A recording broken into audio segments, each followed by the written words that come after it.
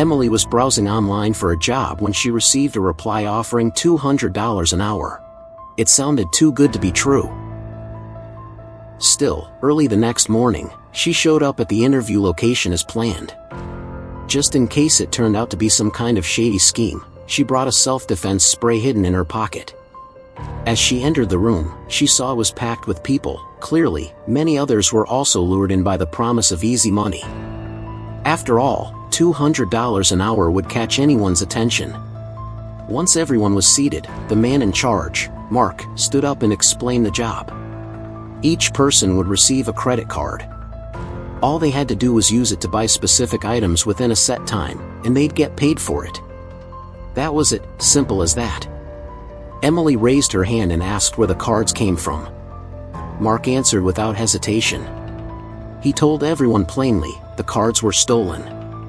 If you wanted that $200, you had to break the law. Emily thought about her life, her mounting debt, her empty bank account, and, despite her instincts, she decided to take the risk. Not long after, she nervously walked into a large department store, heart racing. She noticed the cameras watching from every corner, so she quickly put on a hat to partially cover her face. She picked up an expensive electronic item worth $2,000, walked to the checkout counter, and tried to act calm as she handed over the card. The seconds felt like hours as she watched the cashier process the transaction. Then, finally, the screen read, "Approved." Emily breathed a sigh of relief.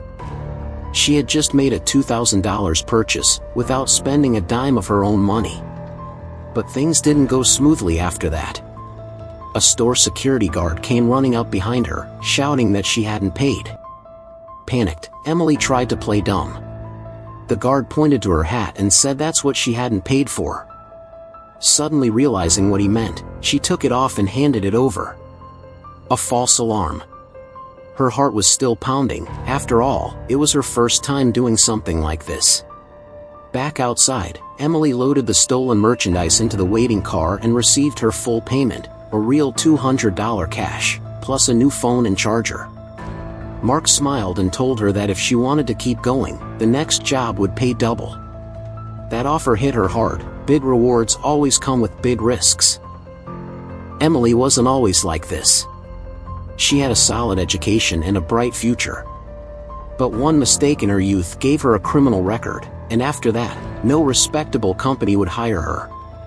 She was stuck delivering food, racing the clock for tips, all while struggling to pay off her student loans. One day, overwhelmed and broke, Emily got a call from a debt collector. Her face said it all, she had hit rock bottom. Just then, the phone Mark gave her buzzed. It was a lifeline. Emily canceled her delivery shift and drove straight to meet Mark. She knew what $200 meant. It meant buying $2,000 worth of stolen goods. And if $2,000 was the next payout, that probably meant buying something worth $20,000. She was right.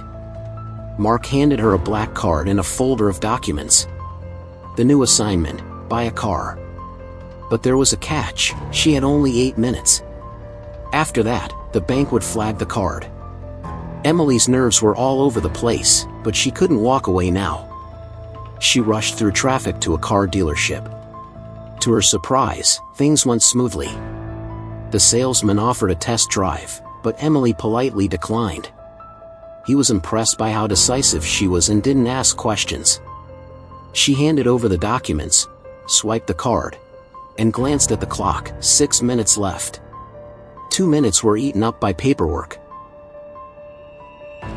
A staff member led her to the lot, where a brand new car waited. Timing was tight, but everything was going according to plan. Just as she was about to start the engine, the salesman got a phone call and asked her to wait. Emily's eyes locked onto the open exit. She started preparing her escape, just in case. When the call ended, the man insisted she come back inside to redo some paperwork. But Emily could tell something was wrong. As she tried to leave, he grabbed her arm. A brief struggle broke out. Emily managed to break free, jumped in the car, and hit the gas. She knew if she got caught, it was game over.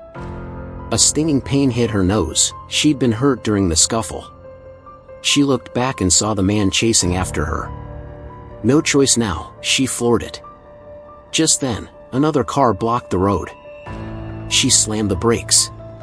The man chasing her got out of his car, heading straight for her. With no time to think, Emily reached for her self-defense spray, got out of the car, and calmly walked toward him. One quick spray and it was over. He staggered back, unable to follow. Emily made her escape with the stolen car. Though she succeeded, Emily was furious. She hated how far she had to go. Still, she took the $2,000 cash and shouted she'd never do another job like this again. Seeing her bruised face, Mark rushed over and took her home. On the drive, he asked why she didn't get a normal job. Emily turned to him and said, "And what about you? Is your job normal?" Back at the shared apartment, Mark gently cleaned her wounds. As he saw her sketchbooks and notes, he started to feel something for her. The next day, Emily returned to her food delivery job. But she was told a customer complaint cost her all her bonuses and tips. Frustrated and humiliated, she quit on the spot. Out of options, she swallowed her pride and asked Mark for help. Seeing she was truly struggling, Mark decided to show her everything. They hacked into credit card accounts, cloned cards using a skimming device, and duplicated the data. Emily quickly picked up the skills. Mark even gave her a personal skimmer and a stun gun for protection. Back home, Emily immediately got to work and made her first fake card. Not long after, she completed her first job using it. The same kind of product she bought before now earned her $600. The money came fast, and it changed everything. Emily, who once couldn't pay her bills, now lived in luxury. She and Mark became a couple. They bought a cozy home and talked about the future. Mark even took her to meet his parents. But happiness didn't last. At a family gathering, Mark's cousin showed up. Turns out, he was the real boss behind the whole operation. Mark was just a middleman. Without small talk, the cousin played a security video showing Emily breaking a rule: never use the same card at the same store twice. Her mistake put the whole operation at risk. Because of this, she was immediately kicked out of the group. The next day, Mark jumped into Emily's car, furious. He said everything had fallen apart. Back home, he told her he'd also been removed from the team and lost all his earnings. Emily sat in silence, thinking hard. If they weren't allowed to be part of the crew, why not build their own? But when they arrived at the storage facility, everything was gone, every device, every tool, wiped out. They rushed to the office, but it was empty too. Mark was heartbroken. After all, that man was his cousin. But when he asked why no one warned him, he was met with mockery. Emily couldn't take it. She decided to get justice for both of them. They were going to take back what they were owed. That night, they drove to the cousin's house. Quietly, they slipped inside. But just as they started looking around, the cousin jumped out. He struck Mark, knocking him out, and slowly advanced toward Emily. She was no match for him physically.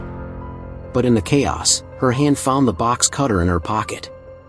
Without thinking, she slashed at his side. He screamed and stumbled. Emily pinned him to the ground and demanded to know where the money was. With the blade pressed against him, he had no choice but to give in. She found the stash, bundles of cash hidden inside the fridge. Dragging the injured Mark, Emily made it to the car, but the keys were gone. As the sound of police sirens got closer, she panicked. She looked at Mark, unconscious. Then at the bag of money. With tears streaming down her face, she whispered, "I'm sorry," and walked away with the cash. She had no other choice. After escaping, she ditched her jacket and boarded a bus.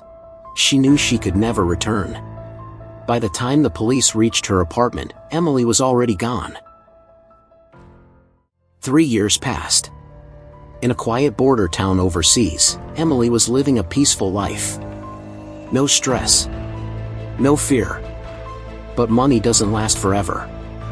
In the final scene, Emily is seen speaking to a group of struggling young people.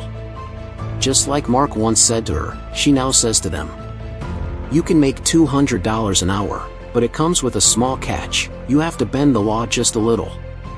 Are you in?"